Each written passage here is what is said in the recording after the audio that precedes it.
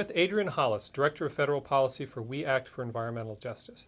Adrienne, environmental justice used to be called environmental racism. Can you just tell me a bit about what the term means?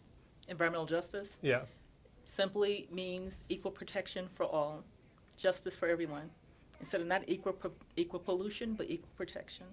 Okay, and how did the movement get started? Was this during the Civil Rights era, kind of the environmental movement, or what happened? Well, the movement actually started, I guess it reached national prominence with the issue in Warren County, North Carolina. But before that, environmental justice or environmental racism protests occurred, like in the 1960s.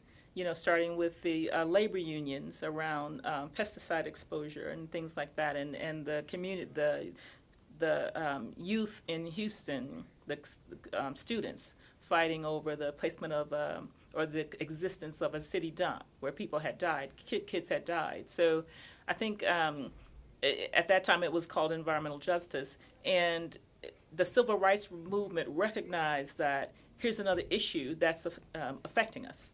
Okay, and tell me what happened in Warren County, North Carolina. Well, in Warren County, a small African-American community there protested the fact that I think the city, maybe not the state, the city government decided that it would be a great place a great location for a hazardous waste landfill.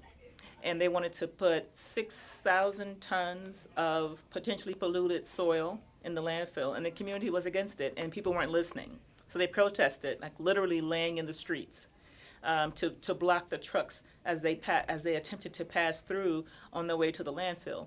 And eventually, after 6 weeks or so, they lost that battle, but the issue had reached national prominence, and EJ became, I guess, in the forefront of most of the people who are concerned about environmental issues. Okay, and why I know this is a pretty big question, but why is it that minority communities are disproportionately affected by pollution? Is that a true statement, and why is that? It is a true statement, and so many reasons why. Economic reasons, the fact that you play on someone's need for employment or need for, I guess, money to feed their families or whatever.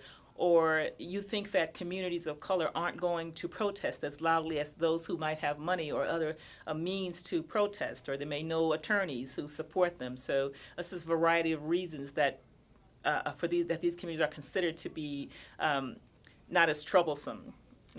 Okay, and the Obama administration, their EPA, was it aggressive on the environmental justice issue, and then how does what the Trump administration is doing or planning to do compare with what the Obama administration did?